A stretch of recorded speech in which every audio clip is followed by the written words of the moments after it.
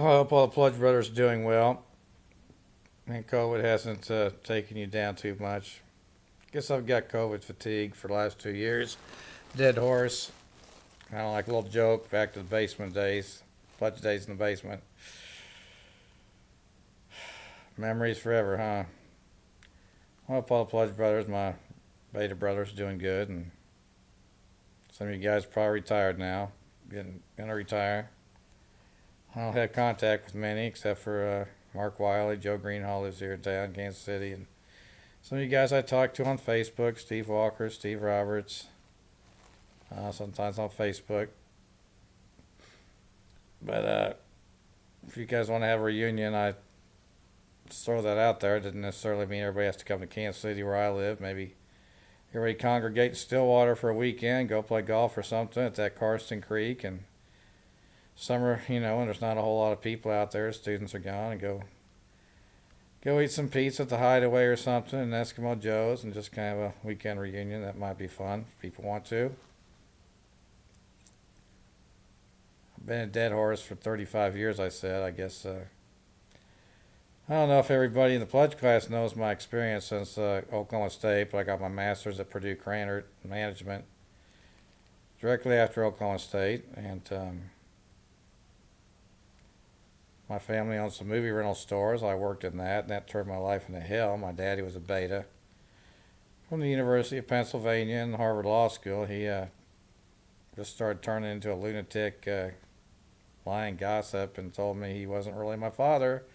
He was an identity thief, and there were several people they murdered my real father. Nobody around here cares. They have to be brutal for their survival, and nobody around here cares or does anything about it. That's how the law works. And I've been in jail for trespassing at Merrill Lynch and Smith Barney and Payne Weber, where my dad had accounts, trust accounts for me, starting when I was a kid.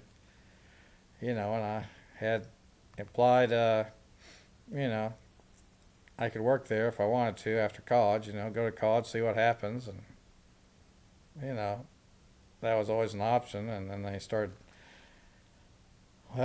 told me my degrees don't matter. That's a flunk out of kindergarten equivalent. And anybody who says my degrees don't matter becomes a flunk out of kindergarten to me. And they don't matter, their opinions don't really matter, and they just dig a hole that they don't matter. And I can't have people like that being my boss or being my judge or anything else. And unfortunately, I've never had anybody who is 100% completely honest and upfront about everything and treated me with 100% respect for my degrees and ownership. But that war that Merrill Lynch started around 87, throwing me in jail for trespassing, blindsiding me, after they told me my degrees don't matter in a job interview. Well, that just started the end of everything for me. And I probably spent 5, 6 years in jail or state mental hospitals where they fucked me up since then. It's been 5 or 10 years since I've had jail or mental hospitals, but at least 5 years accumulated from one night to 6 months, 1 year time period spent in jail or state hospitals where, they just blatantly ridiculous. It's just blatantly just ridiculous disrespect. And, that's the first time, I was pissed off, and that action caused me to do a reaction, and that cost me like 6 months to a year in jail or state hospital. Because I spray painted on the Merrill Lynch office windows, glass that I own the place. It's right in the middle of the day so everybody could see it, close to my high school where people might know who I am. That got me 6 months to a year locked up. And ever since then, it's just been nothing. I had a real estate license for a while, but that went down the toilet with similar disrespect, no police actions, just lies and get out of here. I don't want you to work here because I'm better than the boss with my degrees. And they're lying about everything anyway. And I passed my investment advisor license to get a hedge fund, but I was denied the license in Topeka.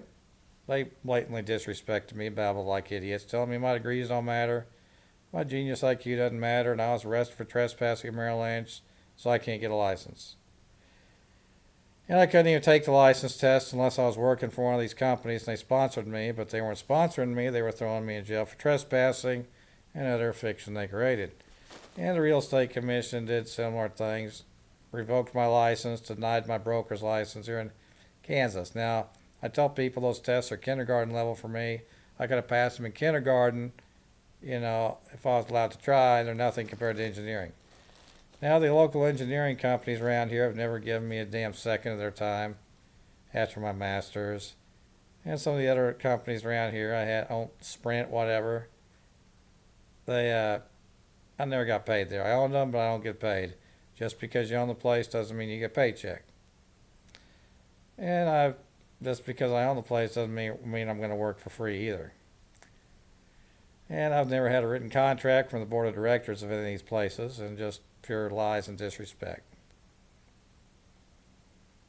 Now, some people talk about too much money. Hedge fund managers make $1 billion a year, $5 billion a year. That's too much money. Ridiculous. That's not ridiculous. That's minimum wage for my degrees and me and my efforts. All the people who say that's ridiculous do not work for free themselves. So I think they're pretty fucking ridiculous, actually. So really, that's the way I've become. That I'm all or nothing. I've wasted my time and been damaged around liars and punks. I don't want to waste my time around liars and punks again. Get more damage, but I don't want to settle for less than $5 billion a year hedge fund paycheck either. I did pass that test when I was allowed to try. If you want to get into it, the test questions, what they ask, just a bunch of nonsense bullshit. And common stock owners own the company, and they sit there and say it doesn't matter. I mean, they said that in the securities office. Owning stock doesn't mean you own the company, it doesn't matter. Well, that's one of the chapters on the text booklet, Counting 1. Common stock owners own the company. And of course, they say my degrees don't matter, my genius IQ doesn't matter, so they don't matter, but I don't have my hedge fund license making $1 billion a year, $5 billion a year, or my real estate license, because the punks have taken over in the companies and the license office and the courthouse around here. And the disrespect I've experienced logically backs up that my dad was murdered by inferiors because of his superior degrees. They murdered him just like they disrespect me. And that logically makes sense. Besides, he used to make cracks about my big ugly nose, and I have uneven nostrils. Old black and white pictures of my dad. Maybe before I was born he had uneven nostrils like this. But when he was making cracks a year before he died about my nose, he did not have even uneven nostrils. He'd been telling me he wasn't really my father for 20, 30 years. Off and on, he says, everything is just like you think it is. I don't know who that person was. My mom backed him up, whoever he was. He had so many lies about people, beta friends, his friends that were betas, that were contradicted by lies and everything. But this is me. All the lookalikes, this is me. This is Bunky, Bucktooth, whatever, glasses, George A. Crawford III. It's me. And, people have lookalikes of themselves, decoys, people pretending to be them, whatever. Frat pranks and all that bullshit. 4 or 5 years in jail, I don't think it's a frat prank, although some people have compared it to that. But if you want to have a reunion, I'm interested. If anybody else is interested, I think Stillwater might be a good place. Go back, try to play golf on Carson Creek, and have a weekend and get some pizza and Eskimo Joe's, whatever. If you want to, say hey.